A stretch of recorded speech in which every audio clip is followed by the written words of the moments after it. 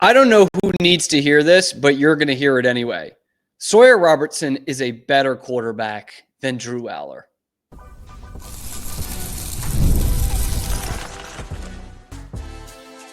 You are Locked On Baylor, your daily podcast on the Baylor Bears. Part of the Locked On Podcast Network, your team every day.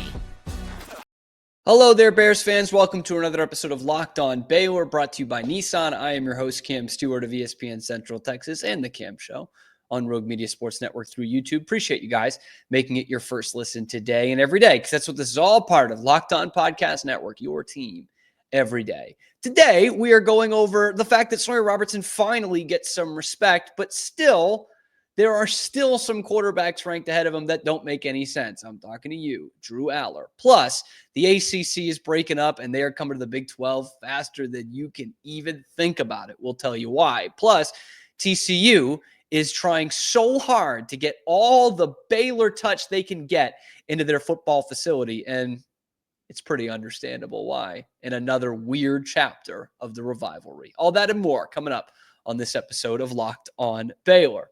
I'm sure many of you are here because you saw the title.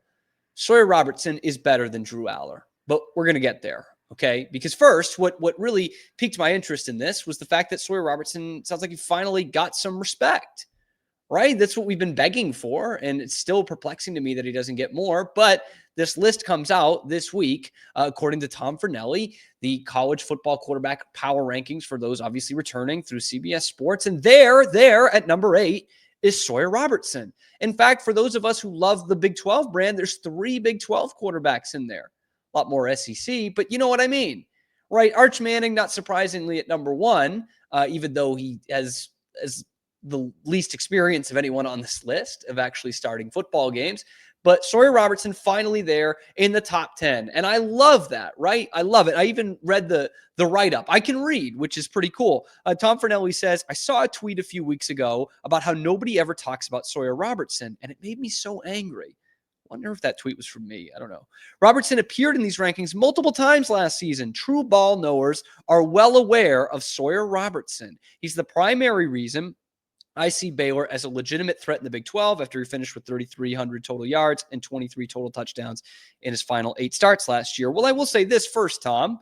You're wondering why people are still asking that. Well, CBS Sports has got it right to an extent, but, PFF has Sawyer Robertson as an honorable mention on their list of top 10 quarterbacks returning. And for the top 25 on 3, they've got Sawyer Robertson buried at 17th. In fact, he's the 4th Big 12 quarterback on that list. He's a spot ahead of Rocco Becht and a spot behind Baron Morton. So that's why people are like, really?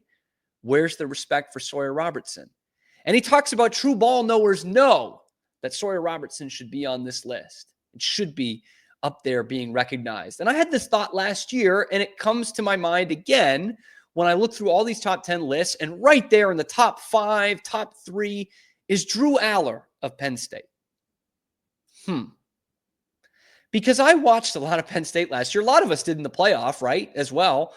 But I was too busy making this argument that Sawyer Robertson is better than Sam Leavitt when I should be making the argument that he's better than Drew Allar, because the nation loves Drew Allar. And I don't really understand it. In fact, Drew Allar is higher than Sawyer Robertson on this list. Let's bring it up again for those of you on YouTube. Look at there, number 4, Drew Allar of Penn State. And Tom puts in his write-up, how are people still doubting Sawyer Robertson? Look at the numbers. And then he says this about Drew Allar. Allar is a Rorschach test of a QB, and at times it can be hard to defend him. He's uber talented and shows flashes of brilliance, but while Penn State reached the semifinals of the CFP, one could argue they did so in spite of Allar. In 3 playoff games, he only completed 54% of his passes at 6.2 yards per attempt and 3 touchdowns. All 3 came against Boise State in the Fiesta Bowl quarterfinal. Still, the talent remains. And if he has a breakthrough season, Penn State might make a lot of noise. So we have the numbers for Sawyer Robertson, and we have just a little bit of promise for Drew Allar. And let's look at the numbers, shall we? Because anybody who can just type into Google Drew Allar stats and Sawyer Robertson stats, those true ball knowers who can type that into a search engine will know that Sawyer Robertson is the better quarterback. Let's take a look. Sawyer Robertson, this past year, throws for 3,071 yards, 28 touchdowns, 8 picks, and has the best returning QBR of any quarterback in the country. Drew Allar, the darling of the Big Ten and everyone's favorite to be right there in the Heisman Trophy consideration come December. Drew Allar, with much more experience than Sawyer Robertson going into that season, 3,300 passing yards. That's more than Sawyer. 24 touchdowns, not quite there. Picks, the same number, 8. So he threw for more yards, and he threw for the same amount of picks. What's the big deal? The big deal is that Drew Allar played 4 full more games than Sawyer Robertson did. And Sawyer's really about 11 and a half. Drew Allar's at 16 and has, 300 more passing yards? And less touchdowns and the same amount of picks?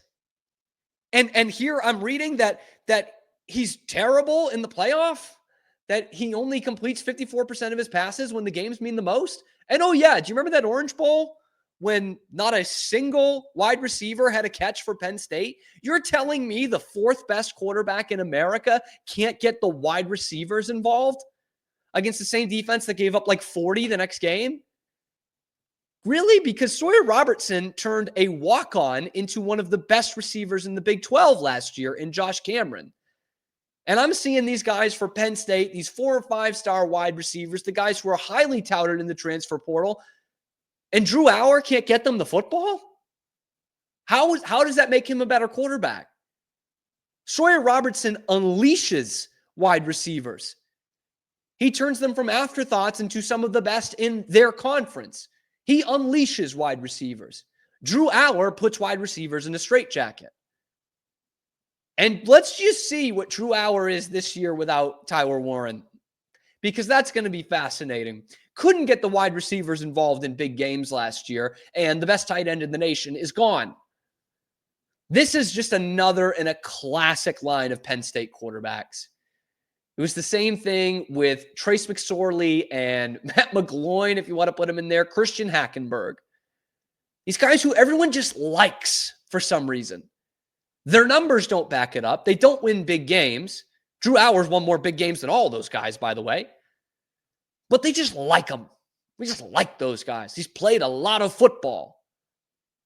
That's great and everything. And it's awesome that he got to the college football playoff semifinal. No one's going to argue that Baylor's a better team than Penn State last year. But Sawyer Robertson, no doubt, was a better quarterback. No doubt. I don't understand where that's coming from. I don't understand. I don't get the Drew Allar hype. I really don't. And I'm telling, there's going to be more. There's going to be projections of him going in the first round in the 26th NFL draft. He is not the quarterback that Sawyer Robertson is. I don't know how many of you needed to hear it, but I'm going to be the one delivering that. Bookmark this. Come back to this in late November. Sawyer Robertson is going to have a better year than Drew Allar. And because he is a better quarterback. I don't know. Let me know what you guys think in the comments below. Tell me I'm wrong. Let me know why. I'd love to know. And be sure to like and subscribe. It helps out the channel a ton. And you can also find us wherever you find your podcasts. Locked On Baylor rolls on because we might have some new neighbors in this conference. And they're coming from the Atlantic coast and beyond sooner rather than later. Let's talk about that next on Locked On Baylor. But first, today's episode is brought to you by the Nissan Armada. The Armada Team of the Week is brought to you by our friends at Nissan with the all-new 2025 Nissan Armada. Each week, our locked-on college basketball experts are picking one team that stands apart. From top-seeded stars to the unexpected upsets, these guys showed the strength and the sheer power needed to push their team forward. Don't shoot the messenger on this one.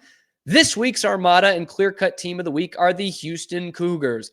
Boo, boo. I didn't pick it. Since joining the Big 12 last season, the Cougars have gone a combined 33-4 until Saturday night when it will be 33-5 in conference games, winning the regular season title by multiple games both years. When it comes to the Nissan Armada, they say go forth and conquer, and that's exactly what the Houston Cougars have done until they hit the Foster Pavilion this Saturday night.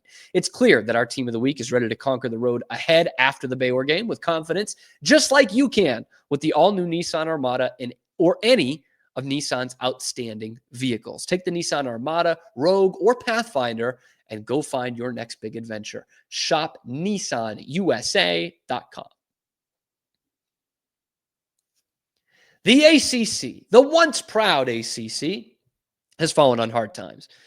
It's not a great time to be an ACC person, whether that be, a player, an athletic director, or really a fan, because it's all coming to a bad place here.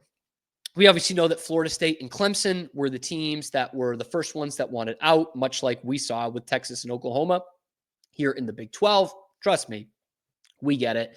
And we know that those are, the big brands more than anything. Like, it feels like Clemson should have been an SEC team years ago. And now they're trying desperately still to get out of the ACC. And that number, that price that it's going to take to get them out of there might not be as low as or as high as we once thought. Now, the ACC is trying something. They're trying this new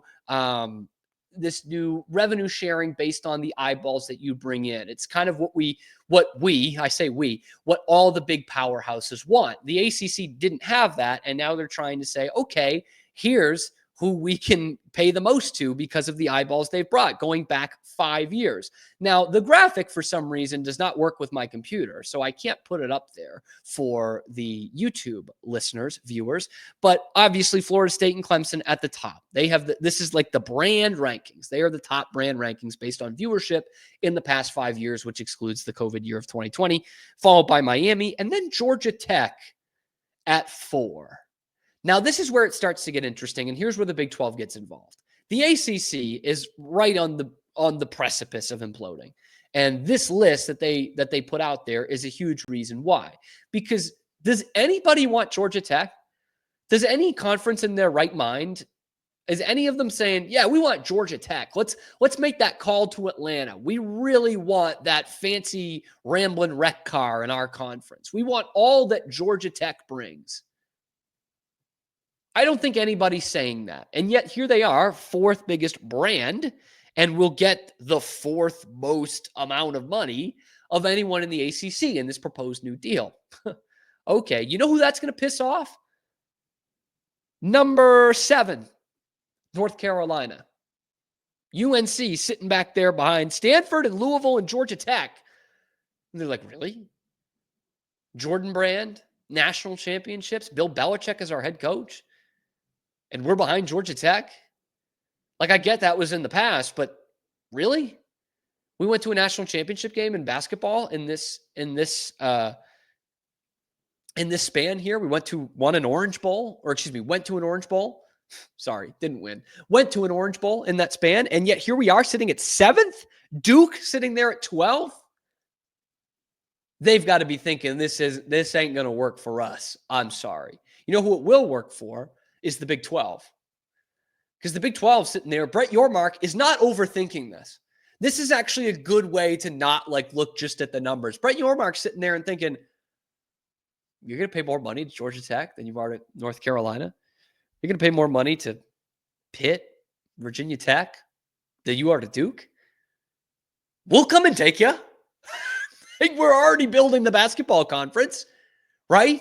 Football's the money, but we're already building the basketball conference. And what Brett Yormark knows, and which apparently the ACC is willing, they know, but they're willing to ignore, is that the 2 biggest brands in that, or how about I'll be fair, let's put it this way. The 3 biggest brands in that conference outside of the Clemsons and the Florida States they're going to leave are Miami, North Carolina, and Duke.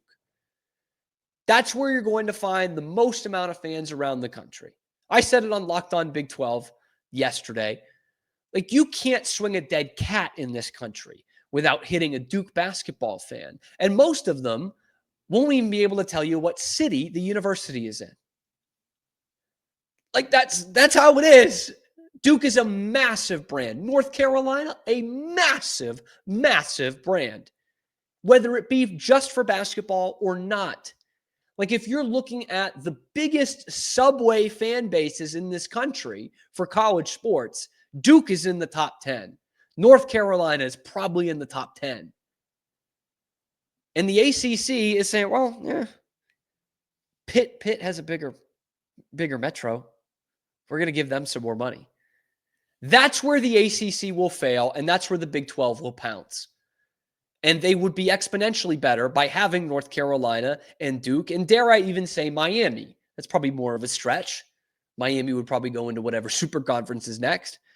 But let's not overthink this too much. You can keep your Georgia Tech and fail, and we'll take our North Carolinas and our Dukes.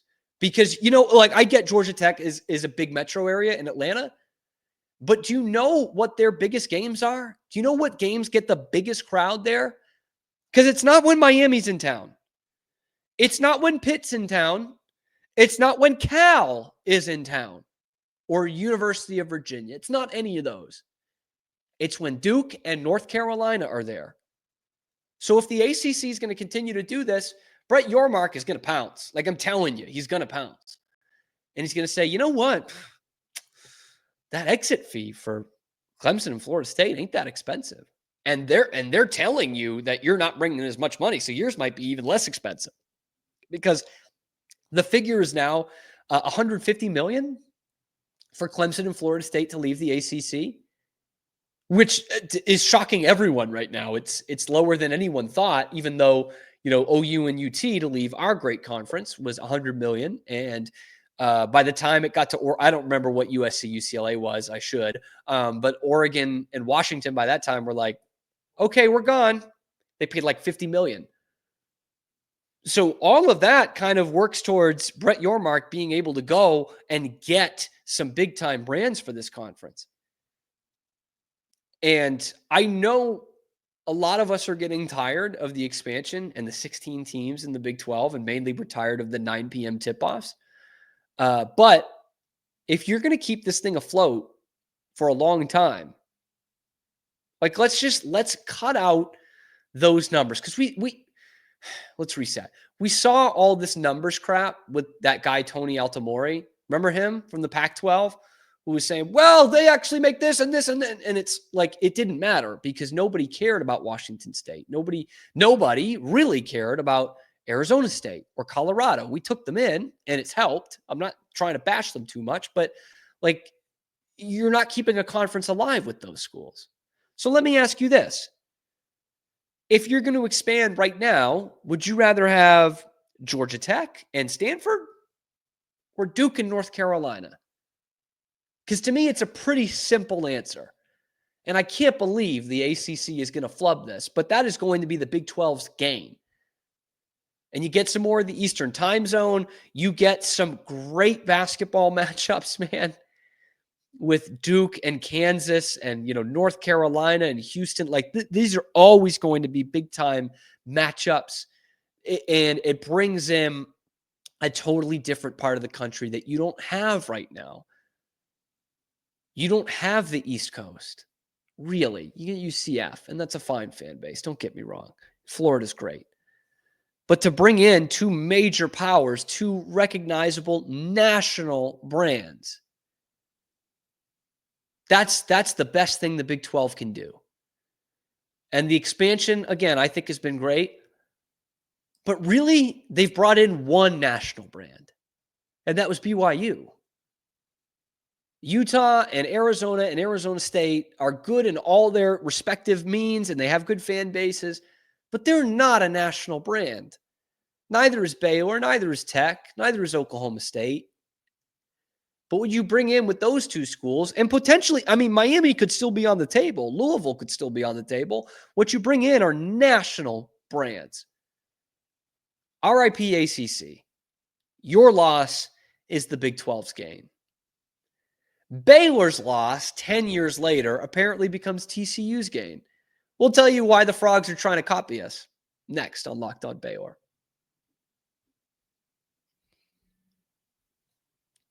You guys wouldn't believe the jump scare I got yesterday. Actually, most of you would because I'm sure you got it too. But I go on Instagram and what do I see but this? Corey Coleman, Baylor legend, in a TCU polo. You've got to be kidding. Our Corey Coleman? Now at TCU, well, hey, good news for the Horned Frogs. You finally got a Biletnikoff Award winner. They think that Corey Coleman took it from Josh Doctson, even though he had a better year in 2015. Well, now you got one. Maybe he'll bring it in the building. Maybe he's got, a second one that he keeps at home. He can bring into your facility. Finally, you've got one. They had Corey Coleman, but they weren't done there because they also had a Brian Norwood. Remember Brian Norwood? Some of you might remember him as Levi Norwood's dad. I remember him as the associate head coach to Art Briles from 2008 to 2014, a.k.a. the most successful stretch in Baylor football history. Like literally, Briles is right-hand man. And he wasn't that visible. The visible right-hand man for Art Briles was Kaz Kazadi. Wonder where he is now. Oh, yeah. He's co-workers with these guys. And if those guys weren't the right-hand man, what about the closest relationship Art Briles had with one of his assistant coaches? Remember that guy? His son, Kendall Briles? Wonder where he is now. All these guys have won Big 12 championships with Baylor. And so TCU and Sonny Dykes is like hoovering them right up. No pun intended on the quarterback's name. But now, finally, maybe TCU can get a real Big 12 championship because they've got that Big 12 championship DNA finally matriculating into the building. This is weird, guys. This is weird. No longer will I have the Corey Coleman for Heisman rally towel up behind me. I'll give it some time, but this hurts. And Chris Platt tweeted at me when I put out there that Corey Coleman had taken the job. He said, Sonny Dykes is a smart guy. Like these are Baylor legends and guys who are part of some great Baylor teams that know how to win the Big 12. He's bringing them in. I got to say, I hate TCU, but there's a good point in there.